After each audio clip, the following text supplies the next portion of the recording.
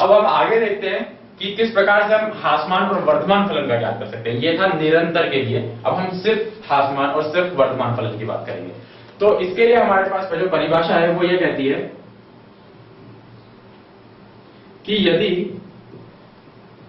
f(x) एक अवकलनीय फलन है,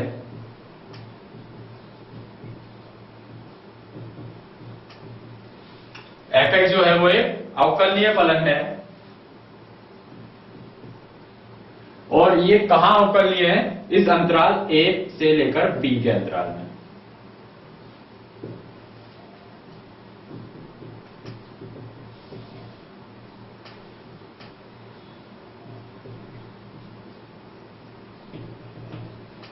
f(x) एक अवकलनीय फलन है इस a b के अंतराल में।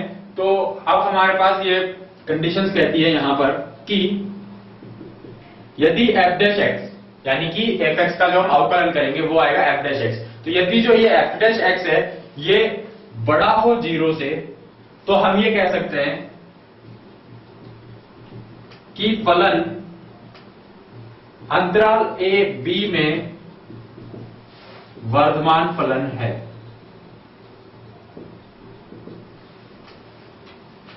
और यदि हमारे पास आ जाए कि f'(x) 0 से छोटा है, तो हम ये कह सकते हैं कि फलन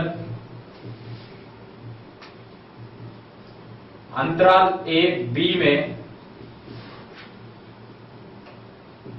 ह्रासमान फलन है। तो आप इस तरीके से चेक करेंगे कि पहले f(x) हमारे पास दिया हुआ होगा, फिर हम उसका अवकलन करेंगे, f'(x) निकालेंगे और फिर देखेंगे कि कहां पर ये बड़ा आता है और कहां पर किस अंतराल में ये छोटा आता है। अगर f'(x) 0 से बड़ा आता है जिस अंतराल में, तो वह अंतराल कहलाएगा कि इस अंतराल के अंदर अंदर ये जो फलन f(x) है वो वर्धमान है। और यदि आपको मिल जाता है कि इस फलन f(x) का अवकलन 0 से छोटा आता है यानी कि माइनस में आता है, तो आप ये कहेंगे कि इस अंतराल a b में जो फलन है वो एक ह्रासमान फलन है।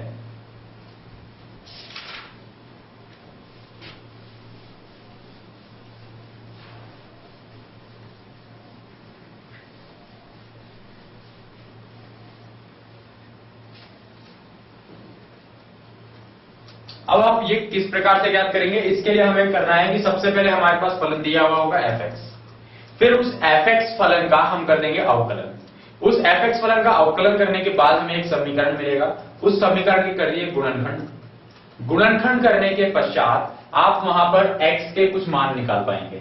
वो x के मान जो हमें मिलेंगे, उन x के मानों को आप रखिए संख्या रेखा पर, और उस संख्या रेखा पर फिर हम किस प्रकार से अंतराल ज्ञात करेंगे वो हम उदाहरण के द्वारा देखते हैं। हम प्रश्न करते हैं और उसी से सीखेंगे कि ये सारे पद किस प्रकार से दोहराए जाते हैं।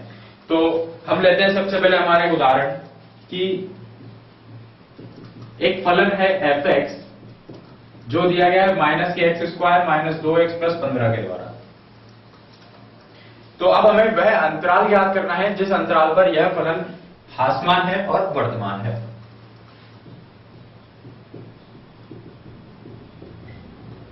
वह अंतराल ज्ञात कीजिए जिन पर फलन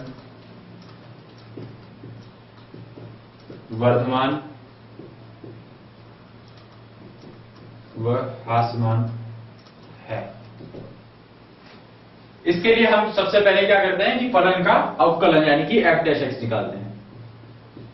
इस फलन का अगर हम अवकलन करेंगे हमें मिलेगा -2x और -2। यह हमें मिला -2x -2, या हम इसको लिख सकते हैं कि -2 अगर हम कॉमन ले लें तो ये बनता है x + 1। अब इसको हमने ये देखा कि ये f'(x) जो है वो -2 × x + 1 आता है। अब हम इसको रख के देखते हैं कि यदि f'(x) बड़ा हो 0 से, बड़ा कब देखते हैं हम? वर्धमान के लिए। तो अभी हम सबसे पहले बात करेंगे वर्धमान के लिए।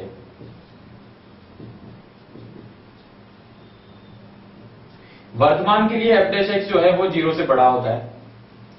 ये वाला जो प्रश्न है इसको हम बिना संख्या रेखा का इस्तेमाल करे ही सॉल्व कर लेंगे, कि हम बिना संख्या रेखा के इस्तेमाल करें ही यहाँ पर अंतराल आ जाएगा, क्योंकि ये बहुत छोटा सा प्रश्न है। फिर हम बाद में देखेंगे अगले उदाहरण में कि संख्या रेखा का इस्तेमाल हम किस प्रकार से कर सकते हैं। तो ये